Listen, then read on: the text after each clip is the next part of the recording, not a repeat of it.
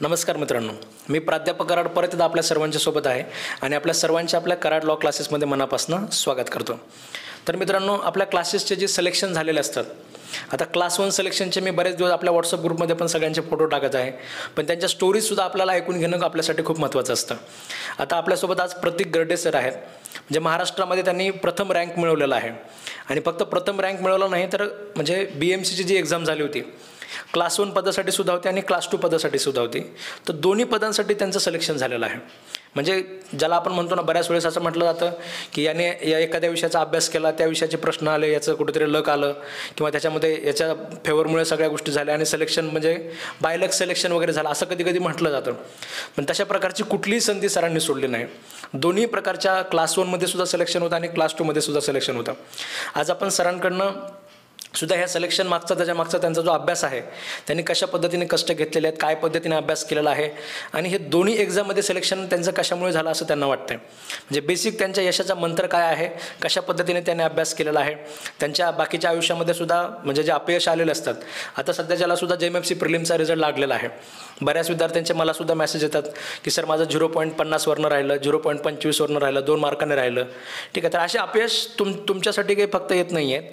म्हणजे प्रत्येकाच्याच आयुष्यामध्ये ज्याला कुठे यश मिळालेलं असतं, त्याला सुरुवातीला कधी ना कधी अपयशाला सुद्धा समोर जावं लागलेलं असतं. तर आज आपण सरांकडनं ते अपयशसुद्धा जाणून घेणार आहोत आणि त्या अपयशांवर मात करत त्यांनी कशा पद्धतीने अभ्यास केला आणि हे जे यश त्यांनी मिळवलेलं आहे, या यशाचा त्यांचा जो प्रवास आहे तो सुद्धा आपण त्यांच्याकडनं समजून घेणार आहोत, जेणेकरून आपल्याला सुद्धा जे आपलं यश म्हणजे अपयश आलेलं आहे त्या अपयशावर कुठेतरी मात करून पुढे जाण्याची, पुढे नवीन तयारी करण्याची प्रेरणा आपल्याला त्याच्यामध्ये मिळत राहील. ठीक आहे. येस प्रतीक सर. नमस्कार सर. माझं नाव प्रतीक जानकीनाथ गर्डे. माझं क्लास 1 आणि क्लास 2 या दोन्ही BMCचे जे पद होते, असिस्टंट लॉ ऑफिसर, यामध्ये माझं सिलेक्शन झालं.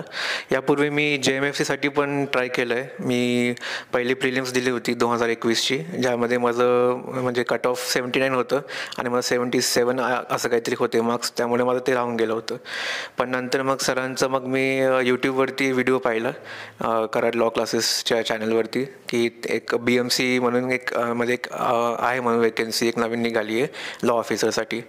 तर मग मी म्हटलं की चला म्हटलं थोडंसं बघू, म्हणजे ॲडव्हर्टायजमेंट मी चेक केलं कसं आहे काय आहे त्यांचं, किती वेकन्सीज वगैरे, आणि त्यावरतून मला कळलं की आपण एलिजिबल पण आहोत, क्रायटेरियामध्ये बसतो आहे. तर मग मी विचार केला की चला बघून घेऊ, आपण JMFCची पण तयारी करतो आहे तर मग ही पण तयारी करून टाकू आपण. म्हणून मग मी सरांचे लेक्चरसाठी मी हे घेतलं, त्यांचं ॲडमिशन घेतली आहे कराड क्लासेसमध्ये. आणि तिथं मग मी लेक्चर्स त्यांचे ते रोज लाईव्ह लेक्चर्स घेत होते BMC ॲक्टचे. तर मग मी असं करत करत रोज रेग्युलरली त्यांचे लेक्चर्स पाहिले आणि मग आता JMFCची जी 19 नोव्हेंबरची एक्झाम झाली, तिथं मी तो अटेम्प्ट दिला आणि त्याच्यात लगेच 12 दिवसामध्ये काहीतरी याचं हे आलं होतं, हॉल तिकीट आली होती आणि एक्झाम डिक्लेअर झाली होती 5 डिसेंबरला एक्झाम आहे म्हणून. तर मग मी ठरवलं की मग आता हे करूनच घ्यायचं, आता BMCचा अभ्यास पूर्ण कंप्लीट करून एकदा देऊन बघायचं कसं होते. तर मग मी हे पूर्ण 12 दिवस कंटिन्युअसली जे शेवटचे राहिले होते तिथं मग सरांचे फक्त लेक्चर्स बघितले, जे इम्पॉर्टंट पॉईंट्स मला वाटले की ते मला लागतील ते मी नोट डाऊन केले, थोडे मार्क केले. आणि JMFCचा तर अभ्यास होताच माझा, तर मग ते दोन्ही कंबाईन करून मी पूर्ण असा अभ्यास करून मग देऊन टाकली एक्झाम. आणि सुदैवाने माझं झालं BMC 1मध्ये पण आणि 2मध्ये पण. 2मध्ये माझा पहिलाच रँक आला, फर्स्ट रँक होता ग्रेड 2मध्ये, आणि ग्रेड 1मध्ये माझा 5th रँक होता. आणि हे सरांचं ते रोजचं लेक्चर्स बघून आणि हे सगळं अटेंड करून रेग्युलरली, त्यामुळेच हे घडलं. त्यामुळे मी आभार मानतो सरांचा. Yes sir.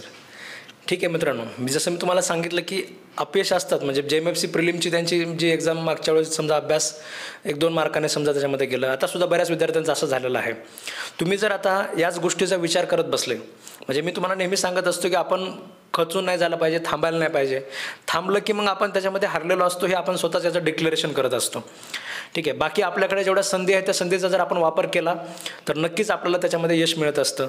हे फक्त तोंडाने सांगण्यापेक्षा तुम्हाला म्हणजे प्रतीक सरांसारखे उदाहरणंसुद्धा आपण तुमच्यासमोर ठेवतो आहे, जेणेकरून त्यांच्याकडनं सुद्धा आपल्याला प्रेरणा मिळेल. म्हणजे अभ्यास त्यांनी अशा पद्धतीने केला, JMFC प्रिलिमचा अभ्यास तर त्यांच्यासोबत होताच, पण BMCचा स्पेसिफिक अभ्यास त्यांनी 12 दिवसामध्ये ठीक आहे. म्हणजे कठीण वाटणारी गोष्ट बऱ्याच वेळेस असते, पण तरीसुद्धा आपण जर प्रयत्न केलं तर त्याच्यामध्ये होण्याचे चान्सेस असतात. प्रयत्नच नाही केलं तर आपण हारलेलो असतो, हे तर म्हणजे 100% डिक्लेअर झालेलं असतं.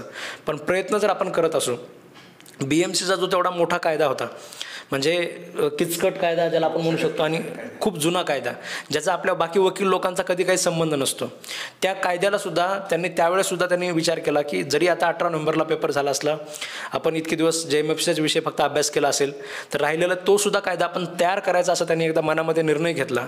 आणि निर्णय घेऊन 12 दिवस पुढचे बाकीचे त्याच्यामध्ये चांगल्या पद्धतीने अभ्यास केला. क्लास 1चं पण पद मिळालं आणि क्लास 2चं पण पद मिळालं. आणि जसं त्यांनी सांगितलं क्लास 2मध्ये तर ते म्हणजे महाराष्ट्रामध्ये त्यांचा रँक 1 होता. तर अशा पद्धतीने एक इन्स्पायरिंग स्टोरी आपण आपल्यासोबत शेअर करण्याचा प्रयत्न केला. प्रतीक सर आता या JMFCच्या मेन्सला सुद्धा त्यांचा आता अटेम्प्ट आहे. त्यांना आपण त्या मेन्ससाठी सुद्धा त्याच्यामध्ये शुभेच्छा देऊ. नक्कीच तुमचा यशाचा आलेख त्याच्यामध्ये असाच वाढत राहू द्या. ठीक आहे, धन्यवाद. येस, धन्यवाद.